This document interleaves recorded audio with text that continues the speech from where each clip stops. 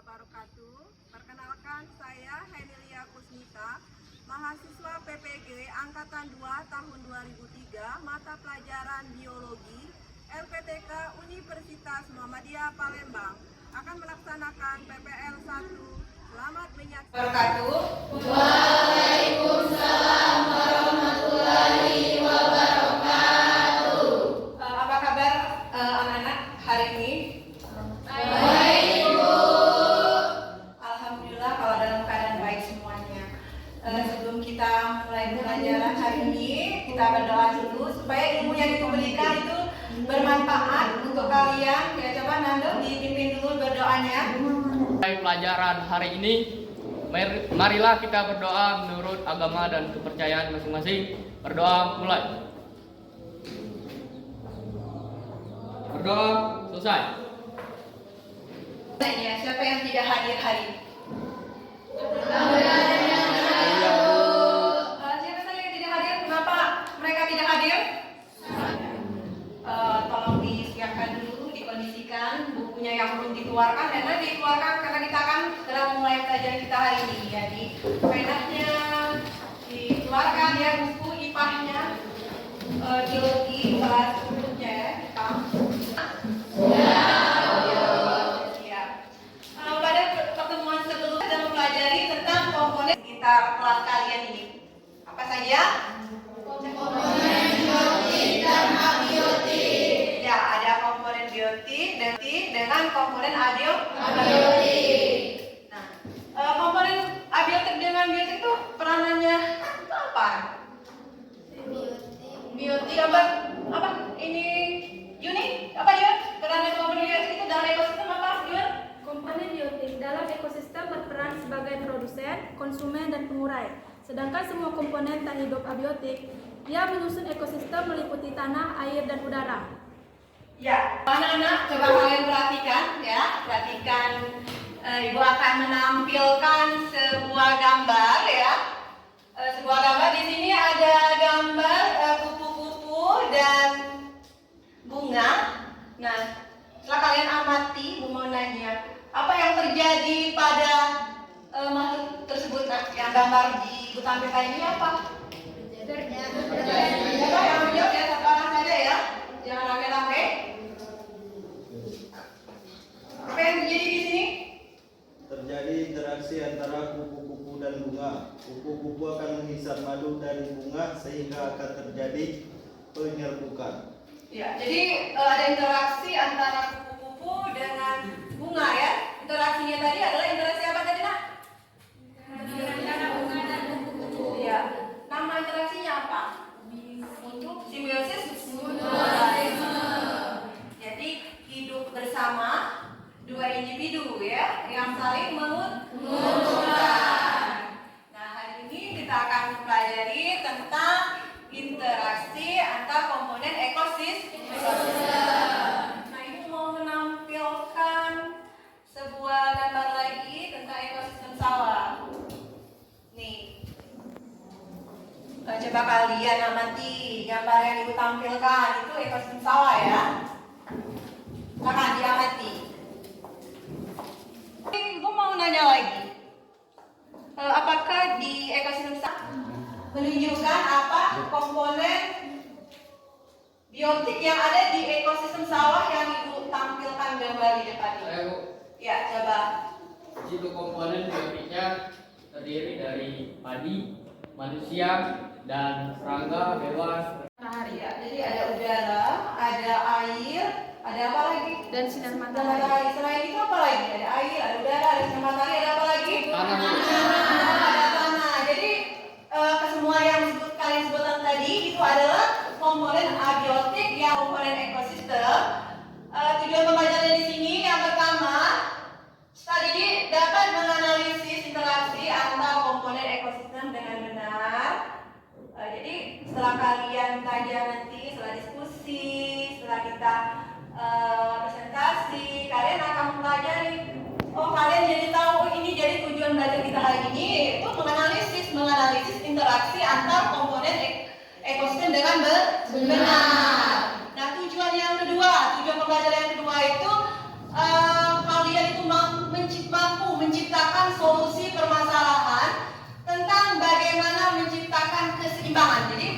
bagaimana kalian tadinya misalkan ekosistem tadi tidak seimbang. Nah, bagaimana solusinya agar ekosistem tersebut seimbang berdasarkan analisis antar komponen ekosistem dengan tepat. Nah, itulah tujuan dari pembelajaran yang akan kalian peroleh. Nah, ya, peroleh itu terjadi karena ada kebakaran hutan sehingga asap kabut itu semuanya menutupi. Jadi asap itu seluruh hampir di kota Palembang itu diselimuti oleh asap tebal. Yang akibatnya banyak sekolah-sekolah yang jadi daring lagi dikarenakan karena asap tebal itu bisa merusak pernapasan ya baik manusia. Dampaknya itu juga bukan kepada manusia saja tapi juga kepada hewan, flora dan fauna ya.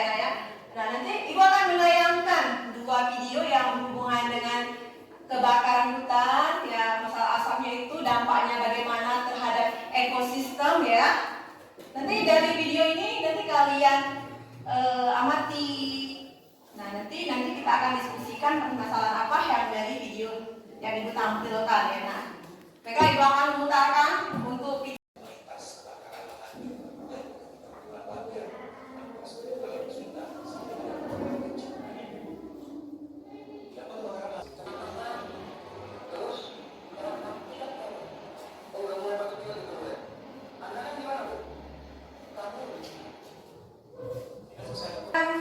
Untuk video yang kedua,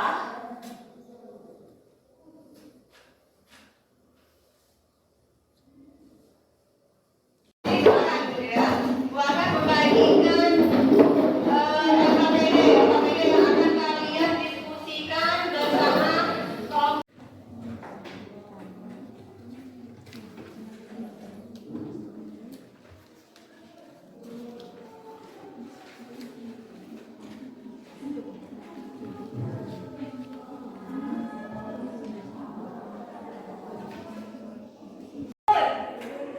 Ingat sebelumnya, jangan lupakan orang ketiga. Jangan lupakan orang ketiga. Tanya lagi, kalau orang pertamanya Ibu, nah ya, orang keduanya Miranda, orang ketiganya siapa? Danu, siapa dah? Orang ketiganya siapa dah? Hah? Siapa? Siapa yang menjawab orang ketiganya siapa? Siapa yang menjawab orang ketiganya siapa? Masih berkonsentrasi ya. Tolongnya tadi jangan lupakan orang ketiga. Ayo, jangan lupakan orang ketiga tolongnya. Dapat?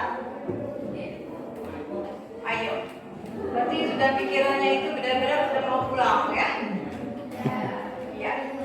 Siapa? Siapa? Kamu ingat tolongnya itu tadi kan? Jangan lupakan orang ketiga. Jadi kalau orang pertamanya Ibu, orang keduanya misalkan Danu, orang ketiganya Saya sendiri. jangan lupakan tadi kata maksudnya kuncinya jangan lupakan orang ketiga. Jadi ya kalimatnya apa? Pelurunya tadi, waduh, di sini kita berjumlah berapa? 28 orang ya, 25 orang, ada 2 orang yang tidak hadir, ada 27 orang, ada 25 orang. Lupakan orang ketiga. Apa? Ada yang bisa yang jawabnya tadi pelurunya itu nggak? Jangan lupakan orang ketiga. Ayo. Kalau orang pertamanya Yuni, nah orang keduanya Tina, orang ketiganya siapa? Kenapa lagi ditunjuk? Atau ini siapa sih orang ketiganya? Ya kalimatnya sebelumnya tadi jangan lupakan orang ketiga. Jadi? Saya. Ayo, sudah mulai mikir otak kalian, sudah mulai mikir ya, ulang lagi ya. Sudah bisa ya, mencerna ya. Dulunya jangan lupakan orang ketiga. Kalau orang pertamanya Anissa ya, Anissa yang satunya ya. Orang keduanya si dia. Orang ketiga. Orang ketiganya Vina. Ya, benar. Tepuk tangan buat pemenangnya. Ya. Ya, jadi tadi kan ngomongnya tadi jangan lupakan orang ketiga. Mana teman kalian bisa menjawab speaking dari Ibu berikan rewardnya. Ya, ini ya rewardnya ya. Nih.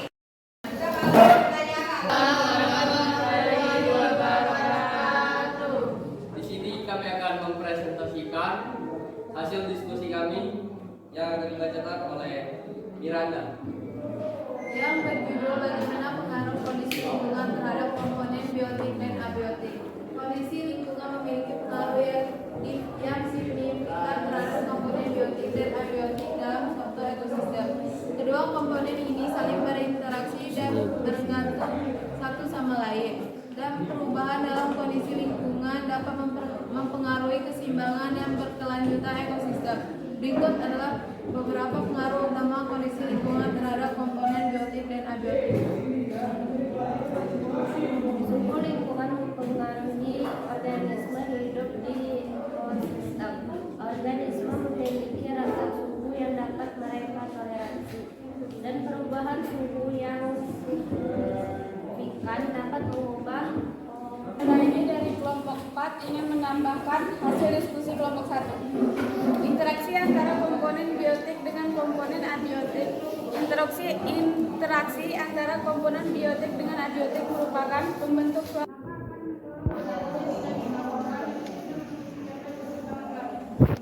Baik, terima kasih dari kelompok 4 sudah diwakili oleh Nur Aini. Jawabannya kami terima.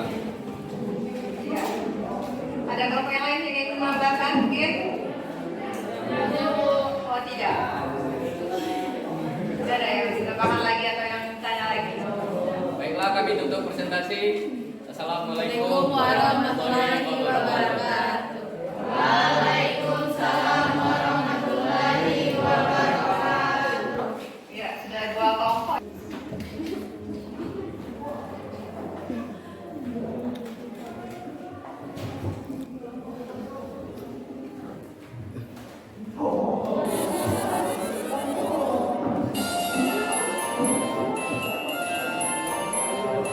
Ya, silakan kelompok 4 ya. Sudah terpilih di sana yang maju ke kelompok 4.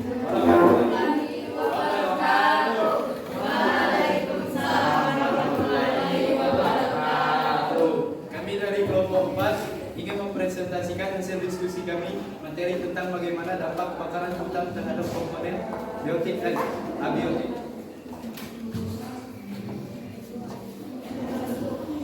Kebakaran hutan ini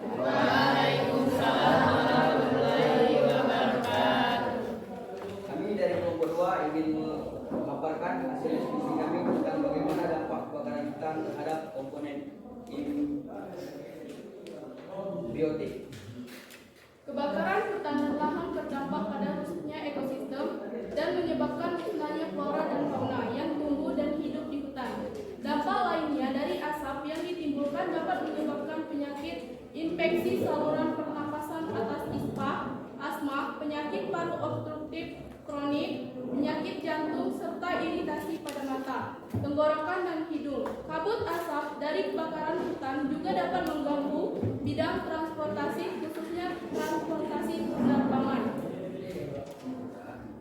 tersebarnya asap dan emisi gas karbodioksida dan gas-gas lain di udara juga akan berdampak pada pemanasan global dan perubahan iklim. Kebakaran hutan mengakibatkan hutan menjadi gundul, sehingga tidak mampu lagi menampung cadangan air di saat musim hujan. Hal ini dapat menyebabkan tanah longsor ataupun banjir. Selain itu, kebakaran hutan dan lahan juga mengakibatkan berkurangnya sumber air bersih dan bencana kekeringan, karena tidak ada lagi pohon untuk menampung cadangan air.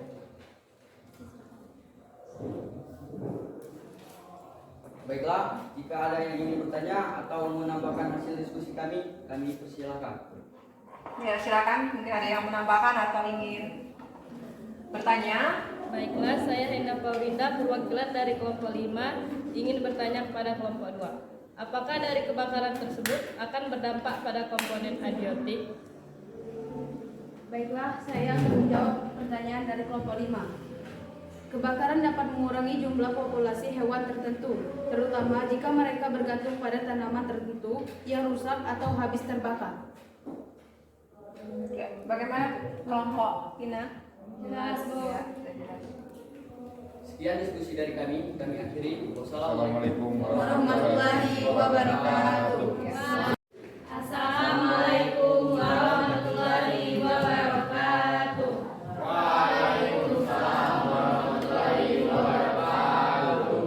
Perkenalkan, saya Anissa Triwahyuni dan rekan saya Pina Febrianisa, Dari Meniza.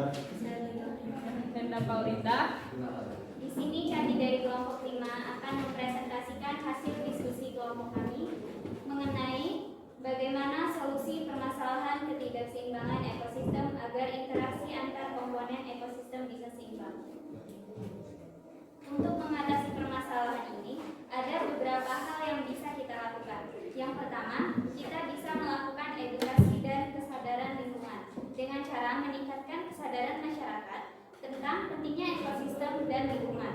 Hal ini bisa menjadi langkah awal untuk mendorong tindakan konservasi.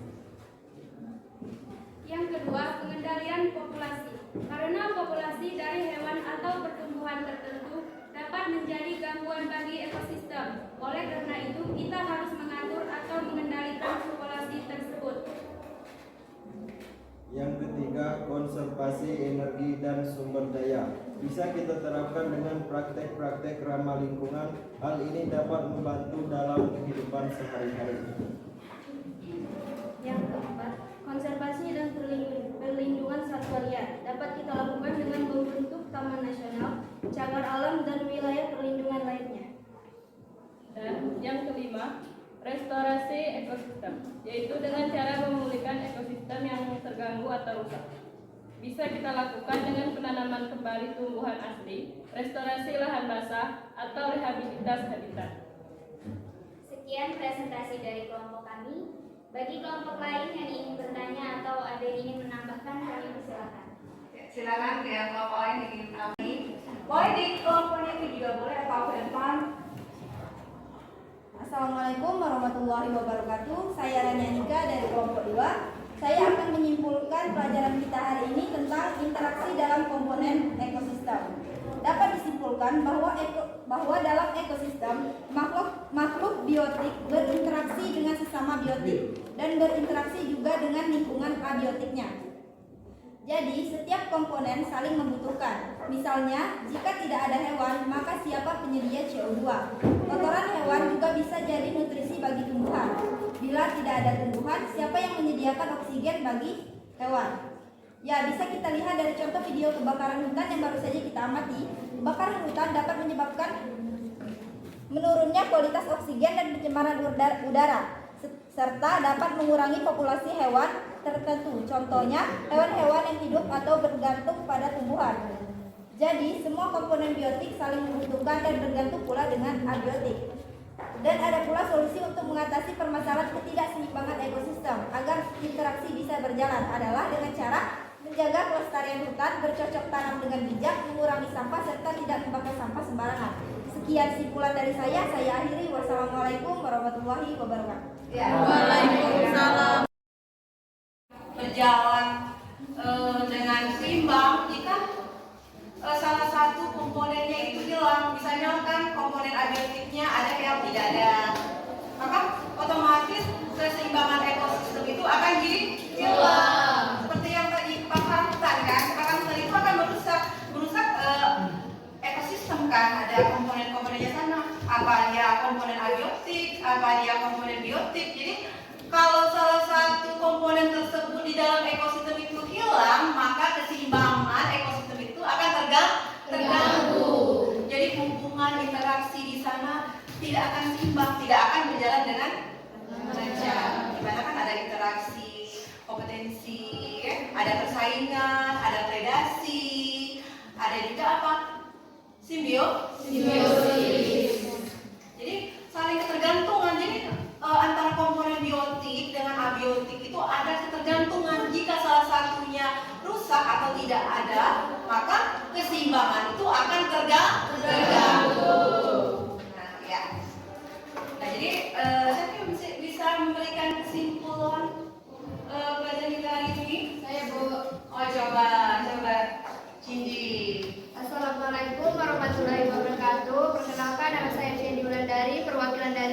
satu yang akan menyimpulkan pelajaran kita pada hari ini.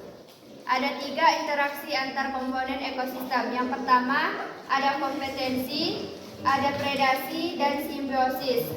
Kompetensi persaingan individu dalam mencari makanan. Predasi hubungan antara individu yang lemah dengan yang kuat karena yang lemah akan kalah dengan yang kuat. Yang ketiga, simbiosis terjadi dalam kehidupan. Yang pertama ada mutualisme, hubungan antara 2 organisme yang berbeda jenis namun saling menguntungkan satu sama lain. Contohnya manusia dan bakteri. Yang kedua ada komensalisme, sebuah interaksi antar makhluk hidup yang menguntungkan salah satu organisme, contohnya ikan remora dan ikan hiu. Yang ketiga ada paretisme, merupakan kondisi ketergantungan yang terjadi ketika pihak yang satu dapat keuntungan namun merugikan pihak yang lain, contohnya manusia dan nyamuk. Iya, ada yang lain yang mau kesimpulan dari kita hari ini? Coba, siapa? Iya, oke. Assalamualaikum warahmatullahi wabarakatuh. Perkenalkan, nama saya Dia Permatasari, perwakilan dari kelompok 4. Ingin menyimpulkan materi kita hari ini.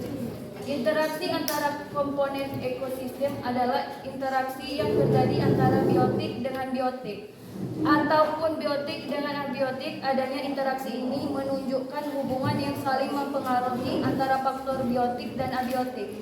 Dalam ekosistem, suatu interaksi pun selalu terjadi di setiap tingkatan trofik organisme kehidupan.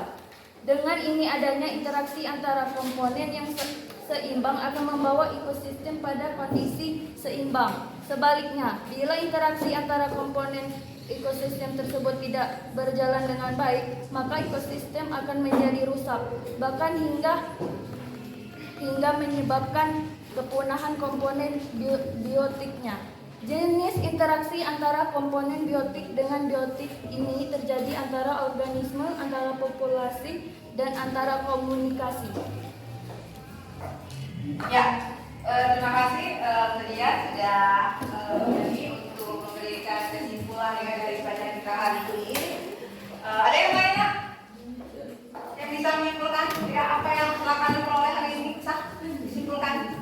Nah, sebelum kita menutup pelajaran, kita adakan evaluasi dulu ya. Nah ya, kalian kerjakan soalnya selama 5 menit lah ya. Nah ya, gua akan membagikan soal dikerjakan ya. Silakan dikerjakan soalnya. Pas ya.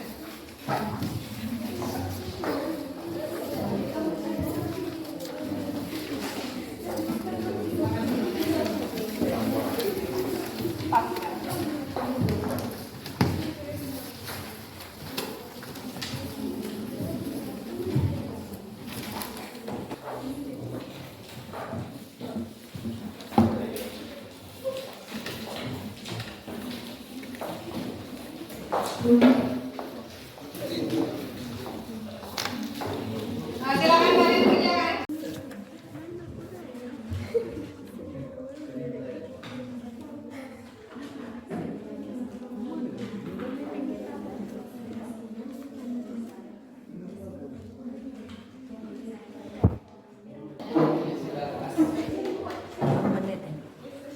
Yang sudah boleh dikumpulkan ke depan.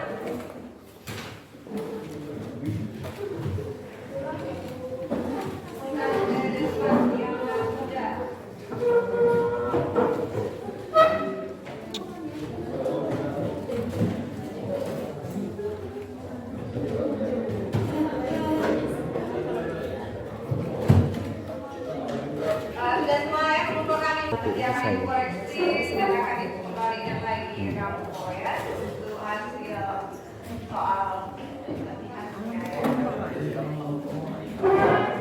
Silakan kembali lagi ke tempat duduknya masing-masing ya Naya. Kita untuk pelajaran kita hari ini ingin belajarkan bagaimana pembelajaran kita hari ini. Bagaimana pembelajaran kita hari ini? Coba siapa yang bilang bagaimana pembelajaran kita hari ini? Rofi, bagaimana pembelajaran hari ini? Rofi. Sangat menyenangkan. Oh, sangat menyenangkan.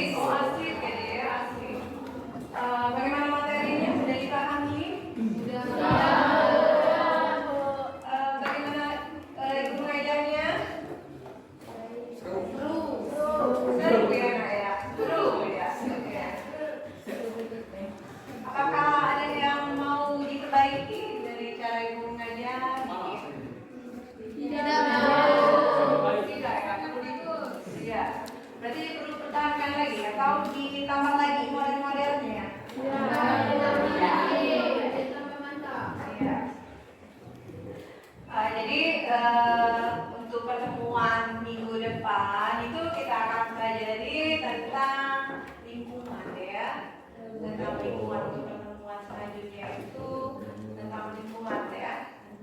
Jadi kalian bisa cari referensinya di Google ataupun di buku. Besok kami akan pelajari tentang lingkungan. Jadi pada saat kita belajar di pertemuan selanjutnya itu kalian sudah paham, oh ibu ini bakal menjelaskan atau kita akan mempelajari mengenai lingkungan. Tuhan diberkati ya. Kita tutup dengan doa pastinya ya. Nah, silakan sebelum kita akhiri tutup dulu doanya ya. Tenang dulu ya, silakan. Sebelum kita mengakhiri pelajaran